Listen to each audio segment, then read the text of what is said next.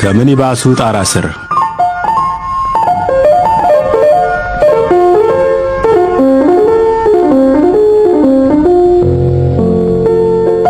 መገናኛ ትሄዳላችሁ?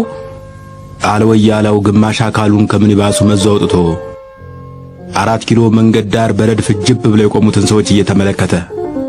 በወያላው አይን የሰው ልጅ በጠቅላላው በሁለት ይከፈላል፣ ወደ መገናኛ የሚሄድና ወደ መገናኛ የማይሄድ ተብሎ። 4 ኪሎ ታክሲ መጠበቂያው ላይ ብዙ ሰዎች ይቆማሉ። ጥቂቶች ታክሲ ለመጠበቅ ይቆማሉ። ሌሎች ግን የሚሄዱበት ስለሌላቸው ዝም ብለው ከመቆም ታክሲ ጠባቂ መስሎ መቆም ሳይሻል አይቀርም ብለው ተደባልቀው የሚቆሙ ናቸው። ከሐቀኛ ቋሚዎችና ከሐሳዊ ቋሚዎች መካከል የፀሐይ መነጽር ያደረገች ወጣት ተመንጥቃ ወጣችና በተረከዛም ጫማዋ እያለች ወደ ጋቢናው በር ተጠጋች። ከኋላው ቆሞ ሲያደንቃት የቆየ የ4 ኪሎ ዩኒቨርሲቲ ተማሪ ቀልጠፍ ብሎ ቀደማትና የጋቢናውን በር ከፈተላት። ገርመም አደረገችውና ገባች። ተከትሏት ገባና ከጎኗ ተቀመጠ። ወያላው የጋቢናውን በር ዘጋ። ውጭ በረድፍ ከቆሙት መካከል አንድ አዳፋ የለበሰ ባዶ እግር ሰውዬ ወጣ። ጌታው ወደ መገናኛ እየሄድሁ ነው፣ ሳንቲም ስለሌለኝ ብሎ አንገቱን ወደ ግራ ትከሻው አጠፈ። አንገትን ወደ ግራ ትከሻ ማጠፍ ተባበረኝ ማለት መሆኑን የሚያውቀው ወያላ ወደ ሾፌሩ አየ። አስገባው አለ ሾፌሩ። ባላዳፋ ጨርቁ ሰውዬ ወደ ምኒባሱ ዘው ብሎ ገባና ወንበሩን ትቶ ከጎማው ጀርባ ቁጢጥ አለ። ወደ ጋቢናው የገባችው ልጅ ተማሪው ሊያወራት ሲያቆበቆብ ስላየችው እድል ላለመስጠት አቀርቅራ ስልኳን ትነካካ ጀመር። ሞባይሏ ሳታስበው አክስቷ ዘንድ ደወለባት። አክስቷ ስልካቸውን በፍጥነት አንስተው አዲስ ጋቢ መግዛታቸውን፣ ትላንትና ሌሊት በህልማቸው ነጭ እንጀራ ሲበሉ ማደራቸውን ተረኩላት። ድምፅሽ በጣም ያምራል አለ ተማሪው ስልኳን ከመዝጋቷ። አመሰግናለሁ አለች ዞር ብላ ሳታየው። ተማሪው ዝም አለ። ቀጥሎ ምን ማለት እንደሚገባው እያሰላሰለ ዝም አለ። መገናኛ እስኪደርሱ ድረስ ቢያንስ ስልኳን መቀበል አለበት። ወያላው ሂሳብ ለመቀበል ወደ ሚኒባሱ ኋላ መጣ። ሚኒባሱ የኋላ ወንበር ላይ ተጣብቀው የተወለዱ የሚመስሉ ተሳፋሪዎች ተቀምጠዋል። መጀመሪያ ጠና ያለች ወፍራም ሴትዮ አለች። ቀጥሎ የወፍራሟ ሴትዮ ግራ ክንድ የሚመስል ቀጭን ሰውዬ ፊቱን በጋዜጣ ጋርዶ ተቀምጧል። ቀጥሎ በቀኝ ብብታቸው ከዘራቸውን በግራ ብብታቸው የተቆለመመ ትንሽ ልጃቸውን ያቀፉ ሽማግሌ ይታያሉ። ቦታው ስለጠበበ በሚኒባሱ ውስጥ የግራ እጅ ማስቀመጫ የሚሆን ትርፍ ቦታ ስላልነበረ ልጅየው ግራ እጁን በመስኮት ለማውጣት ተገዷል። የኋለኛው ወንበር አፈጣጠሩ 4 ሰዎች እንዲቀመጡበት ነበር። አሁን ግን ሽማግሌው የያዙትን ከዘራ ጨምሮ 5 ተሳፋሪዎች ተደርድረውበታል። ወያላው ገንዘብ ሲቀበል ቆይቶ ሽማግሌው ዘንድ ሲደርስ ሽማግሌው አመዳም 5 ብር ዘረሩለትና የኔን ቆርጠህ መልሱን ወዲህ በል አሉት። የልጁስ ሲል ወያላው ጠየቃቸው። ልጁ ለምን ይከፍላል? ገና ትንሽ ልጅ አይደለም እንዴ? አሉ እድሜውን ለማረጋገጥ የፈለጉ ይመስል ወደ ልጃቸው ዞረው።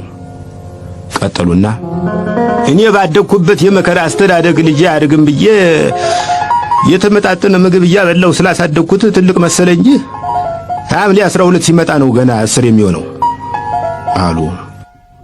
ፋዘርየኛ እኮ ልጁን እንጂ እድሜውን አንጭነው እድሜው ምን ይሰራልናል? አለ ወያላው። ተሳፋሪዎቹ በከፊል ሳቁ።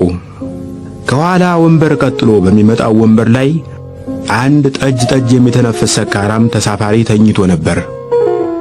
በሳቁ ድምፅ ባኖ ከተነሳ በኋላ አይኑን አድቅቆ ዙሪያ ገባውን ቃይቶ ሲያበቃ እንዴት ነው ነገሩ ብሎ ተንተባተበ።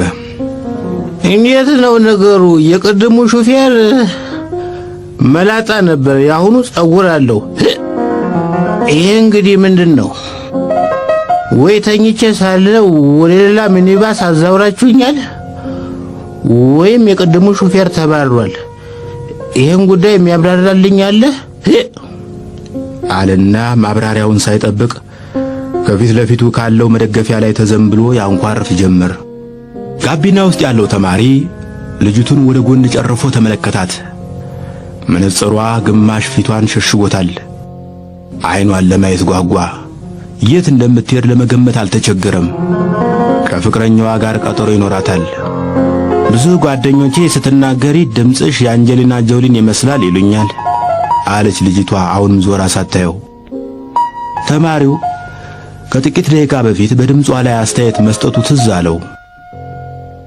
ልክ ነው ግን አለ አንጀሊና ጆሊ ማን እንደሆነች ለማስታወስ እየተጣጣረ። ግን የአንቺ ድምፅ ሰቢት ኦሪጂናል። አንጀሊና ጆሊ ማን ናት? አለ በልቡ። ጋዜጠኛ፣ ተዋናይት፣ ሞዴል? ከዚህ ጋር የተያያዘ ጥያቄ እንዳታነሳበት ስለፈራ ሾፌር ሬዲዮን አይሰራም አለ ወደ ሾፌሩ ዞሮ። ሾፌሩ መሪ ባልያዘ እጁ ሬዲዮኑን መጎርጎር ጀመረ። አንተ ከአንጀሊና ጆሊ ምን ትወድላታለህ ስትል ጠየቀችው። እየፈራው አልቀረም። ያልሰማ መስሎ ከፊት መስታወት ላይ ያለውን የስዕል ቅሪት መመልከት ጀመረ። መስታወቱ ላይ የመልአክ ይሁን የወፍ በውል ያልታወቀ ከዋናው አካል የተጎረደ የክንፍ ምስል ይታያል። ከአንጀሊና ጆሊ ምን ትወድላታለህ አለች ልጅቱ በድጋሚ። በመጀመሪያ ለሙያ ያላትን ክብር ወድላታለሁ አለ ተማሪው በደፈናው። ከዚያ ለቀጣይ ጥያቄ ጊዜ ላለመስጠት በነገራችን ላይ መነጽርሽ በጣም ያምርብሻል አላት።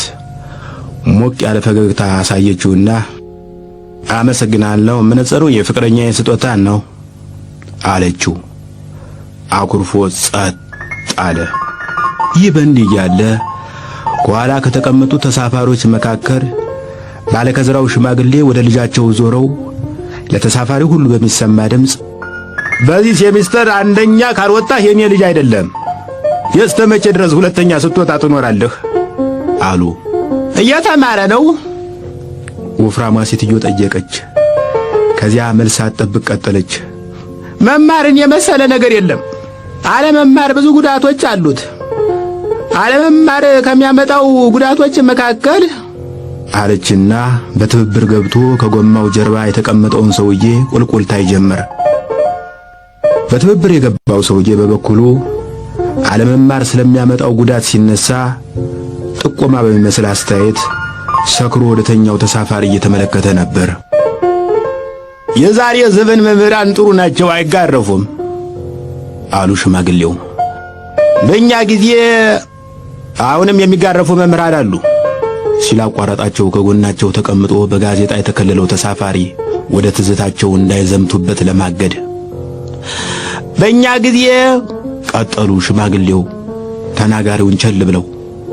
በእኛ ጊዜ የነበሩ መምህራን በጣም ይጋረፉ ነበር። እንዲያውም አንድ በጣም የሚገርሙኝ መምህር ነበሩ። እኚህ መምህር ተማሪ ካጠፋ የሚገረፍበትን ልምጭ ቆርጦ እንዲያመጣ ያዙታል። አይ መምህር ቸኮል አንድ ያደረጉኝ ነገር መቼም አይረሳኝም። የምትገረፍበትን ልምጭ ቆርጠህና አሉኝ። አይ ልጅነት እሺ ብዬ ወጣሁና ሽማግሌው ትረካቸውን ገታ አድርገው ዙሪያ ገባውን ቃኙት። ከጠበቁት በላይ ቁጥር ያለው ተሳፋሪ ከየወንበሩ እየተጠመዘዘ ለመገረምና ለመሳቅ ተዘጋጅቶ እየተከታተላቸው እንደሆነ ሲያውቁ ደነገጡ። የጀመሩት ትረካ ሲጠናቀቅ የተጠበቀውን ያህል ግርምትና ሳቅ እንደማያመጣ ቀድመው ስለተረዱ ምን አቅብጦ የጀመርኩት ብለው ተጸጸቱ። ይህኔ ሰበብ ፈጥረው ቢያቋርጡት እንደሚሻል ተረድተው በልጃቸው ትከሻ ላይ ራሳቸውን አስደግፈው ያስሉ ጀመር። ሳላቸው ቶሎ ሊጠናቀቅ ባለመቻሉ ወያለው ፋዘርዬ ችክችካዎትን ትንሽ ቀንሱልን፣ ለሬዲዮ እንስማበት አላቸው። ተሳፋሪዎች ለሽማግሌው ትረካ ያጠራቀሙትን ሳቅ ለወያላው ለቀቁለት።